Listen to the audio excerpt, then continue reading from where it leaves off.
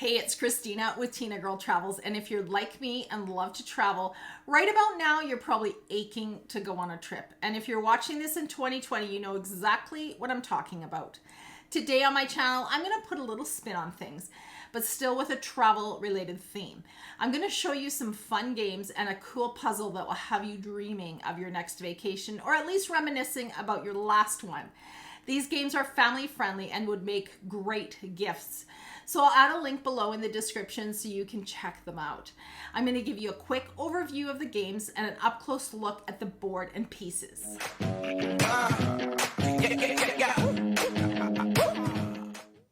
The first game I'm going to show you is called Scotland Yard, and I love this game for a few reasons. Keith and I have been to London a few times, and one of our favorite things to do is to actually walk around the city rather than take the underground. In fact, our last trip there, we logged about 50 kilometers of walking in just 2 days. So this game brings me back to those streets and the sights that we've seen there. I noticed online this game also comes in a Venice, Italy version, which I think would be amazing. I'll add a link to both versions below, including one for kids. Scotland Yard is not a new game. In fact, it came out in 1983 and actually won Game of the Year. It's by Ravensburger Games of Germany. Ravensburger makes really good quality games and puzzles, so you can't go wrong with them.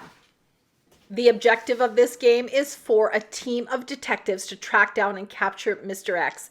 The game is played on this large board of London, and let's say you're playing with 5 or 6 people. One will be Mr. X and the rest of the players will be the detectives. You'll use buses, taxis, and the underground to get around. You'll know Mr. X's modes of transportation and he'll surface, so you'll know if you're getting close to catching him on his 3rd, 8th, 13th, and 18th moves.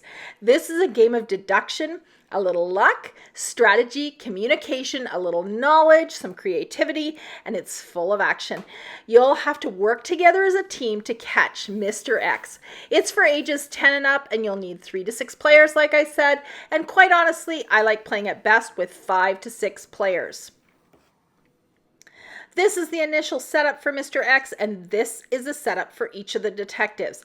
The instructions are really straightforward, and the game can be played in about 45 to 60 minutes. It's for ages 10 and up. Okay, we're ready to move on to our next travel-related game. The next game I'm going to show you is a game that brings me back to my Scandinavian roots. Our family has traipsed across these countries, and this game brings back those warm, fuzzy feelings for me. This game is called Ticket to Ride Nordic Countries. It's made by a company called Days of Wonder, and they also make high-quality games your family will love. Before I get into the game, I want to mention that Days of Wonder has really expanded their Ticket to Ride games over the years. There are a lot of versions of this game. You can buy like Ticket to Ride Europe, Ticket to Ride Asia, Ticket to Ride India, and then they've brought it down into country versions like Germany and the Netherlands. And then there's one that includes ships, and it's called Rails and Sails. And of course there's one for kids too called Ticket to Ride First Journey. Let's get right into having a closer look at this game. This game is made for 2 to 3 players, and it's for ages 8 and up and takes about 30 to 60 minutes to play. Inside the box, you'll find the instruction sheet, the game board, 3 sets of trains, and all your cards and the scoring markers. The object of the game is to score the highest number of total points, and you can do this by claiming a route between 2 cities, by completing a continuous path of routes between 2 cities listed on your destination ticket, and by completing the most destination tickets. Now, I'm not going to go into great detail about the games I'm showing you. I'll just give you an overview of what you can expect. There are some really good tutorials online that go into great detail on how to play these games, and I'll link you to those below in my description. You'll definitely want to check those links out once you have the games in your hands and you're ready to start playing. So I'll link all the games I talk about below so you can check them out. The next travel-related item I'm going to show you is this beautiful puzzle I bought for our family last Christmas. And as you can see, it's a Ravensburger puzzle from Germany again. The colors are fantastic and the details are amazing. I love puzzles where almost every piece has some kind of image on it so you can recognize right away kind of where it goes. I also like 300-piece puzzles. I feel like I can complete it in like 1 or 2 sittings and then just put it away. So this puzzle has so much to look at and it brings back memories of the travels that we've done all over the world. The pieces are a really nice size. They're not too small. And although it's rated for ages 9 and up, my 5-year-old grandson was able to help me put this puzzle together.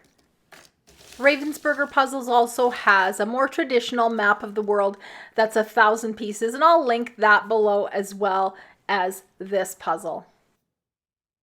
The last game I'm going to show you today brings back so many fun memories of our visit to the United Arab Emirates and the sandy but beautiful country of Oman. Forbidden Desert is a cooperative game where the players play against the game. So in the end, either all the players win or all the players lose. And the game actually wins. It's a really cool concept and a great game for those game-playing friends we might have that have trouble with losing games. There are a couple of other versions that Gamewright has put out. Forbidden Island and Forbidden Sky are also options to check out. Let's have a look at Forbidden Desert. This game is for ages 10 and up and for 2 to 5 players and will take about 45 minutes to play. Inside the metal box, you're going to find an instruction sheet and everything you're going to need to play this game. So the idea is that you're all a team of adventurers and you've been sent on a mission to excavate an ancient desert city to recover a legendary flying machine that's rumored to be powered by the sun. And due to a sandstorm, you're all stranded in the vast desert and your only hope for survival is to quickly excavate the city, find the parts of the flying machine, rebuild it, and escape. So you're battling against sandstorms and thirst and need to work together to get out of the Forbidden Desert. Let's have a look at the initial setup of the cards and what comes in the box. The cool thing with this game is you can set how difficult you want this game to be. So start out as a novice and work your way up to legendary.